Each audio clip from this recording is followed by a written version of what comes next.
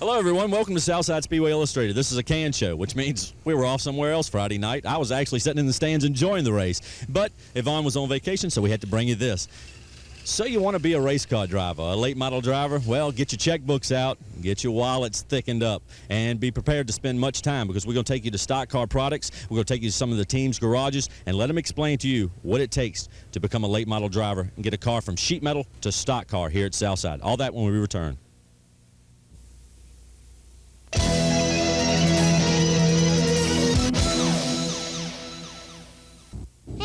See a race. You mean NASCAR race? No, I mean NASCAR. Let's go.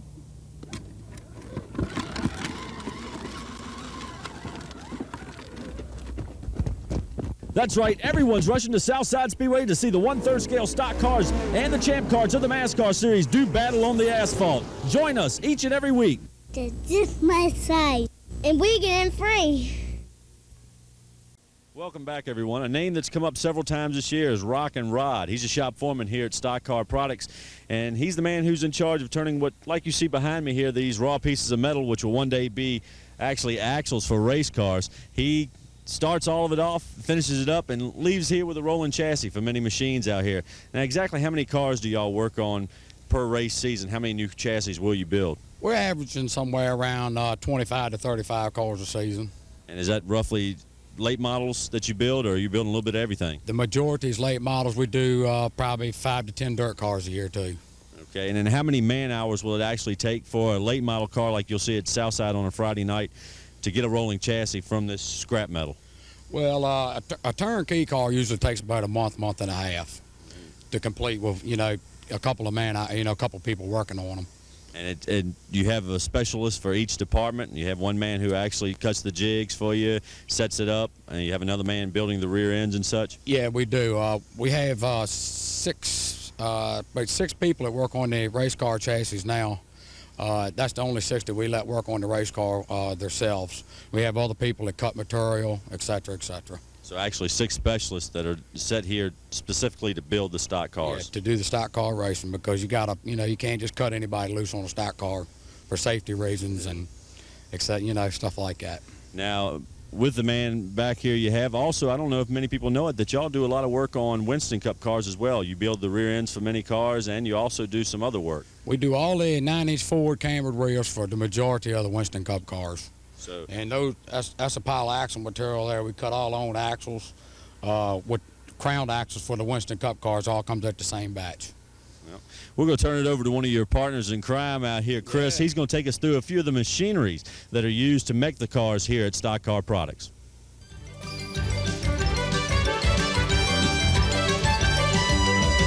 Southside Speedway Illustrated has put in a call order.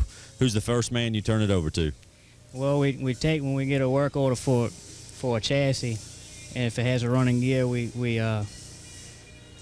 the rear end shop is the first one that gets the ticket, so they can go ahead and be assembling a quick change or vice versa, a 9-inch rear. And you see here, Worth is putting 9-inch forward housing together to run Friday or Saturday night for a 9-inch housing. So you go ahead and get the running gear set up for the car. That's the first thing that'll be worked on. Obviously, that's probably the department that's backed up the least right now. Well, I don't know. They've been spitting them out pretty good here fast, and we can get the cars out, but they're doing a good job. And like you said, a familiar face to Southside fans, Worth Red is the new rear end man here at Stock Car Products. The rear's been built. Next thing in line is the front end clips. In shop number 2, also the same shop the rears are worked in. What happens next? Well, here you see where the front clips are being assembled, which is the main thing you need to build a race car. If I don't have a front clip, I can't go no further than the roll cage or the rear clip. So we really need the rear clip to be assembled while I'm putting the center section and the rear clip together for a late model. And you have one man that's a specialist on that department. Right, and that's Chris Courtney. And, he's been doing a pretty good job with the front clips here lately. And now, how long will it take to actually assemble that one front clip? A day and a half, 2 days at the most. So once he's done, send the rest of the sheet metal on over and you start working in the original shop. That's right, I got my job cut out for me after that. There's quite a demand for the front end clips. As a matter of fact, there are 6 to 7 shipped out UPS every week throughout the states, and also 6 to 7 maintained for local drivers as well. Well, via the magic of television, look how quick we got to shop one. Now tell us what these machines do. There's 4 of them sitting here, all look familiar. These machines here put the splines on when we get the axles back from machine shop. We chuck them up in the lathe here, and they put the splines on the rears for the drive plates and the spool or lock or whatever you run in your rear. And plus, you can change the gears on here and the teeth to spline the axles and the sway bars that we run in the late models. So actually, this machine serves several different purposes as far as setting the car up. That's right. Well, now, this is a room to make any machinist happy, I'm sure. Plenty of tools in here. Looks like enough to keep you busy all day, as a matter of fact. What does this machine here do? This machine here is a lathe we have that we can turn down any part that we need. So forth as brake caliper spacers. We also use this machine to cut down axles, turn down sway bars. And this machine right here, too, to turn down sway bars to different sizes for different tracks. So each track having its own setup preferred by different drivers. They'll call you in with what measurements they want, and you cut it down in here. That's right.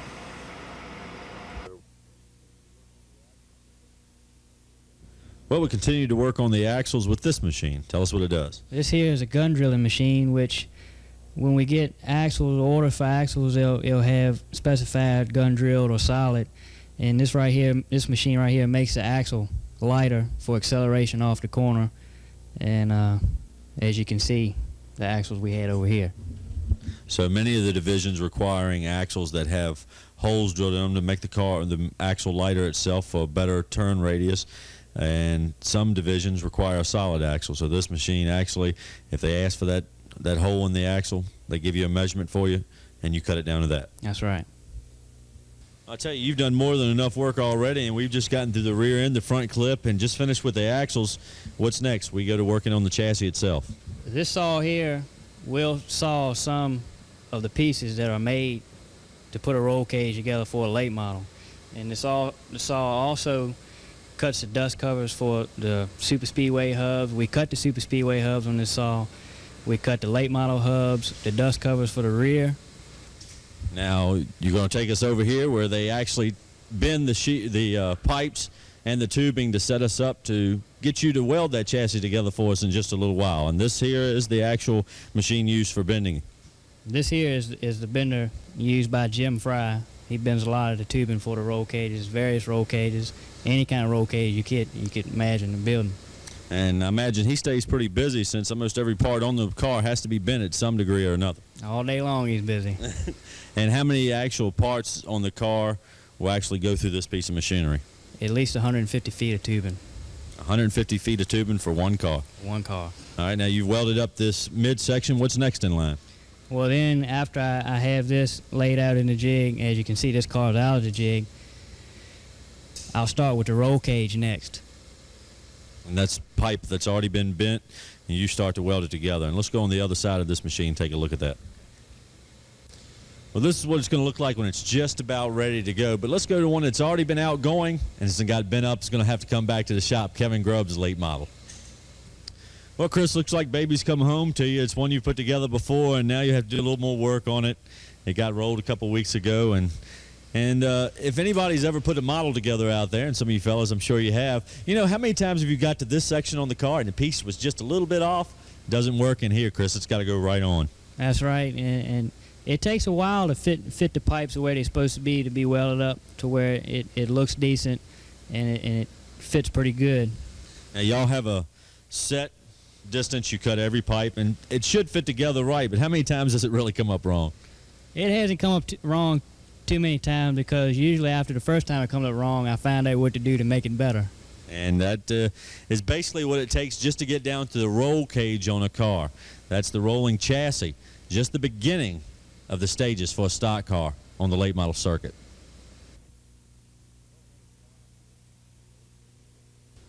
Well, another quantum leap from the roll cage over to the sheet metal shop. And I tell you, first of all, I'd like to thank many of the crew for staying over. Here we are 30 minutes after hours. Still plenty of the guys hard at work. Yeah, we still have plenty of work to do. And here you see Tony making sheet metal for a body that he's putting on across the street. And the sheet metal comes in here, and we pull it from the rack. lay all the measurements out that we need on the table here, and we shear it right here. If it's this shear right here. Now, this is where the templates really come into play that we see in stock car racing. How much of a template do you have to work with on a late model car? Well, the way they're getting with the body rules around here, you need a template for just about every piece of sheet metal on it. Stock Car Products prides itself on in-house capabilities. In other words, they can build a complete race car. Nothing has to be ordered. They build it in their shop. The machine work is all done in-house. Well, now we have a rolling chassis, but we're going to need some sheet metal to put those decals, all those sponsors on. So we got to hang some sheet metal on the cars. We're going to take you to the garages where people like Gary Fox are heavily involved in setting up rules and regulations that guys have to go by to get their cars hooked up at Southside. All that when we return.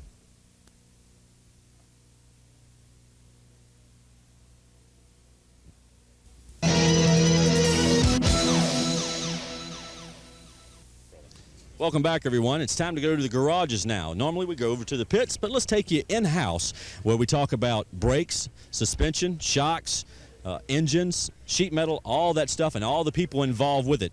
All that's coming at you right now as we take you through building a late model car.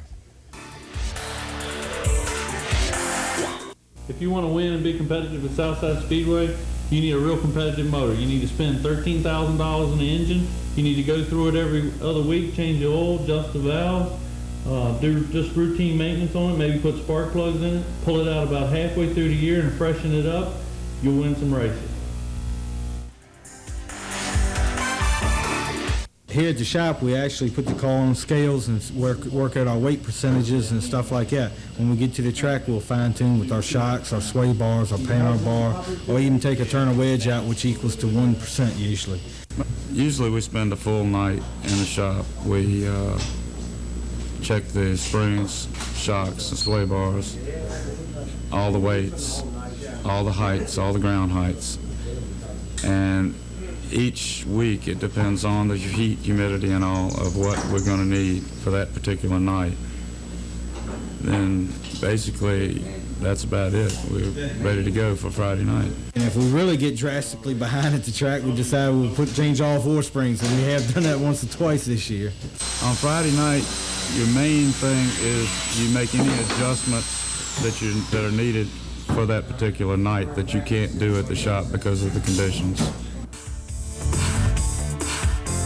Springs are usually checked. We usually have our springs checked at Sabacus. We bring them home, install them on the car, then we get all of our ground heights right with the tension of the spring.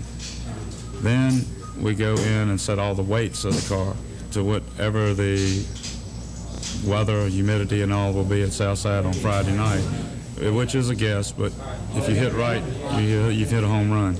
On the XL102 car, we use a conventional coil spring setup, just like your Busch and Grand National and your your Winston Cup cars have. We use the same shocks, basically. Well, I take that back. Actually, they use what they call a Penske, which is an air shock. We can't. They're illegal for late models, so we can't use them. But we use a gas shock, just like a street car pretty much has, and we can change the ratings on them. And the ratings actually don't change the way the weight percentage is on the car. It only it lets the car roll back and lets the rear wheels catch, or it rolls forward and lets the front wheels catch a little bit quicker. That's it. During the 95 season, we've had to change the springs quite often trying to catch the cars up front. Sometimes if the car is pushing, we might soften the front springs, and that'll let the front catch and bring the rear one around to follow it. Sometimes if it's loose, we might have to go up on the front and soften the rear. To create the same effect to get the utmost handling we can get out of the car.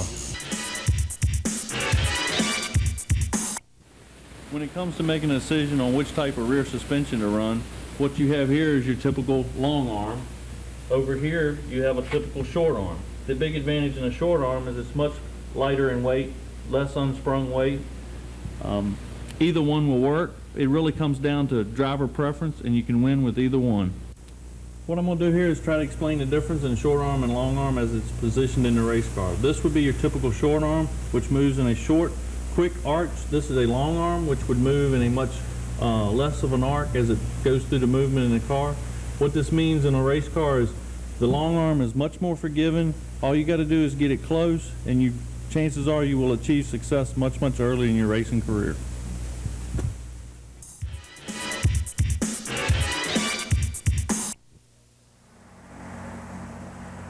At Southside Speedway, even the veterans tear up sheet metal every once in a while, and it costs approximately $1,200 from front nose cover to rear bumper cover for sheet metal, not including paint. It costs around $500 for decals for the whole car at one time, and it takes around 16 hours to hang a complete body. Over the season, you'll spend approximately 100 hours straightening sheet metal, hanging new sheet metal for the season. When it comes to repairing weekly sheet metal damage, we find it a lot more time and cost efficient to send out and buy our sheet metal than it is to make it in-house. That way, a lot of the more important things that are involved with setting up a race car, more time can be spent on that so the cars will run more efficient and less chance of having a problem with anything going wrong. And that time we can spend really putting a lot more time into our new motor program. Brakes on a late model stock car are basically a single puck caliper, either steel or aluminum, with a dual master cylinder setup. At Southside, you're going to use brakes up probably 3 to 4 times a year, and you're only allowed cooling as far as some air ducting to the backs of the rotors or calipers. On the XL car, we use high performance or high heat brake pad. This year we seem to be a little bit easier on the brakes. I think it's because we rotate them a little bit better. That's number one thing. Number two thing is a little trade secret that some people have taught us. But if I tell you, I have to kill somebody for it. But as far as a comparison, you'd say at Martinsville you have speeds of up to about 125 miles an hour down the straightaways, and you need more cooling there because you have a braking time of down to like 45 miles an hour in the corners, and then you'll go back to 125 miles an hour in the straightaways, which gives you some cooling. Where at Southside, you're in and out of the brake constantly, but as far as your more experienced drivers, you will not ruin the brakes at Southside. Last year we were going through our brakes about every half a season. This year we're going, I think we'll make a whole season here at Southside. Duron Racing, we've got 8 crew members, myself and Rusty, and we're all volunteer, of course. Nobody gets paid. We'll maybe a few drinks and a supper every once in a while. And when we get to the track, most everybody has a certain job, and they take care of, one takes care of the tires, and one will take care of the gas, and one will clean it up. You know, everybody kind of takes care of a certain thing, but for overall, it's mostly a team effort. On the K95 team, we have 9 crew members. Some work in the shop during the week, others that can't work at the racetrack. It's our job to learn everybody else's job, so in case they're not there, we can cover. The XL 102 team consists of 12 people, including me as a driver. We have guys that go through this weekly checklist to make sure all our stuff's done before we get to the track. And then at the track, they also have their own duties, consisting of like jack man, tire changer, gas man, window cleaner, pit board holder. You name it, they do the same jobs that the guys on the Winston Cup team. Unfortunately, they're not paid. Here at Grubb Motorsports, we plan to move to Busch in about 3 to 4 years with luck with sponsors and how we run. If we're in contention to win races everywhere we go, and we run to top 3, and we just might move up. As far as running late model, this is about as far as we plan on going. As far as running Busch or Winston Cup or anything like that, we've been in it long enough where we're getting a little bit too old to even think about, going to Busch. Some of the younger guys, age is on their side and it's not on ours, but we're pretty, comfortable where we're at, and we plan on staying here for a couple of years and then probably just get out altogether. Hopefully, we can carry the same group that's been with me pretty long, even with the Grand Stock days when we were winning, and they were hanging with me and backing me up. We've been through some hard times, but hopefully they'll stay with us, and we're going to try to run some Saturday night races next year, and we'll run some all Friday nights, and hopefully that'll carry over into a Busch deal, limited Busch deal, and on up a ladder we'll go, hopefully. It should be the goal of our team, or any team that's racing, to eventually make it to Winston Cup.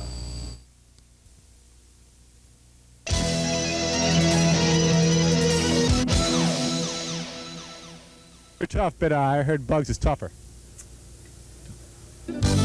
Each and every week, Sundays at 5:30 on Channel 65, Warner Brothers Television, it's Southside Speedway Illustrated. Highlights, coverage, and more. That's Southside Speedway Illustrated.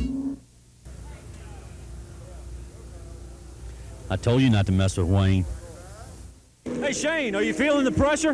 Man, pressure turns me on.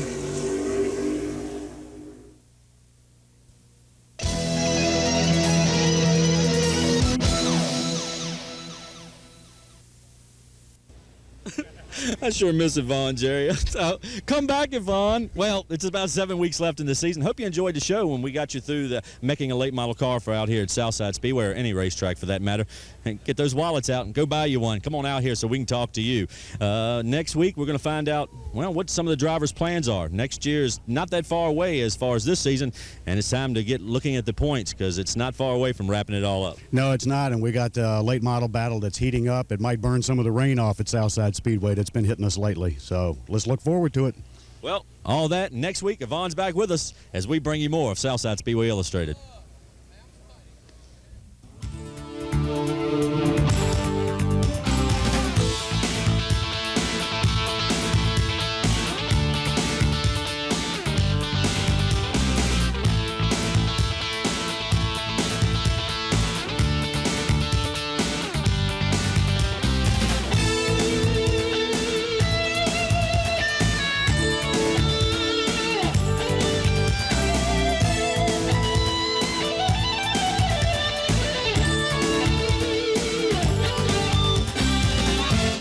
K95 team, we have 9 crew members. And we are rolling. Do it again. And, all right. Get his hat.